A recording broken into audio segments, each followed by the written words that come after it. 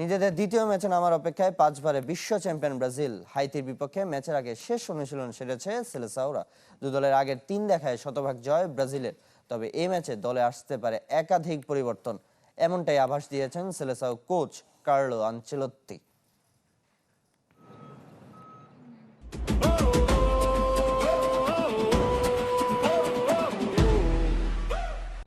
হেক্সামিশনে বিশ্বকাপ অভিযানের শুরুটা আশা জায়গা নেওয়া হয়নি ব্রাজিলের। মরক্কোর সাথে কোনো মতে ড্র করে এবার ঘুরে দাঁড়ানোর চ্যালেঞ্জ সেলেসাওদের। সে মিশনেও নেইমারকে মিস করতে যাচ্ছে 5 বারের চ্যাম্পিয়নরা। দলের সাথে অনুশীলনে ফিরলেও পুরো নিয়ে আছে শঙ্কা। বেস ক্যাম্প নিউ জার্সি থেকে 100 কিলোমিটার দূরে দ্বিতীয় ম্যাচ খেলবে সেলেসাওরা। ম্যাচের আগের দিন সকালে মরিস টাউনে অনুশীলন করে বিকেলে ফিলাডেলফিয়া স্টেডিয়ামে সংবাদ সম্মেলনে অংশ নিয়েছেন ইতালিয়ান মাস্টারমাইন্ডের। দলে কিছু পরিবর্তন আসতে যাচ্ছে, সেটি দলের প্রয়োজনে। ভারসাম্য আনার জন্য আমরা ভালো করতেই হবে।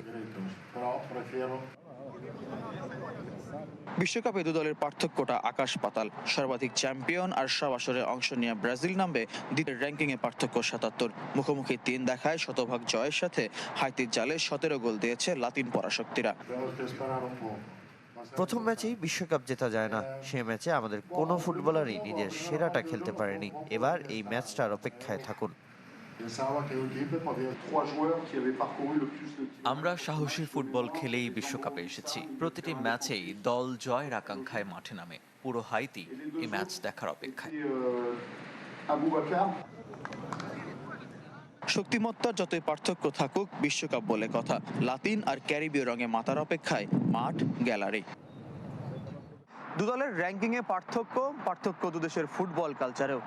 তবু বিশ্বকাপের প্রথম ম্যাচটা ব্রাজিল ড্র করায় এখন হাইতির বিপক্ষে ম্যাচটি গুরুত্বপূর্ণ 5 বারের চ্যাম্পিয়নদের জন্য।